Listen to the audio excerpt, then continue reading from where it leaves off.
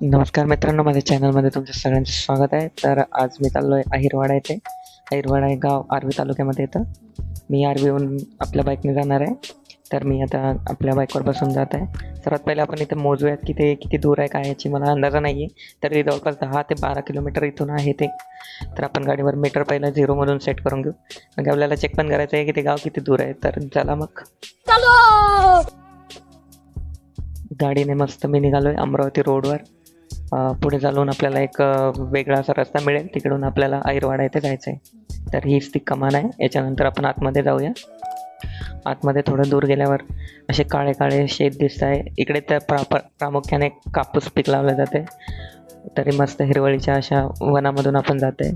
इथे थोडंफार जंगल पण असं लागते, त्याच्यामुळे उन्हाळ्यात पण या झाडांमुळे एकदम शांत आणि थंड असं वाटतं एकदम. तर आता आपण पोहोचलो आहे. हे मंदिर आहे देवीचं, जगदंबा माता मंदिर प्रसिद्ध आहे हे. तर आपण सर्वात आधी देवीचं दर्शन घेऊन घेऊ. देवीची मूर्ती स्वयंभू आहे असं गावातील लोकांचं म्हणणं आहे. खूप प्राचीन अशी मूर्ती आहे. आपण इथे दर्शन घेतलं. त्यानंतर हे एक लोअर वर्धा धरण आहे, हे इथे तयार केलेलं आहे. याच्यामध्ये एक चमत्कार मला पाहायला मिळाला. चमत्कारिक असं डीपी इथे लावण्यात आलेली आहे. तर हा परिसर बघू शकता तुम्ही. इथे थोडा एक फोटो काढून घेतला आहे मी. नंतर इथे गणपती मंदिर सुद्धा आहे. गणपती बाप्पाचं पण दर्शन घेतलं छानपैकी. इथे हे बघा, केळीचे झाड आहे, वडाचं झाड आहे. हे झाड खूप प्राचीन आहे असं सांगण्यात येत आहे.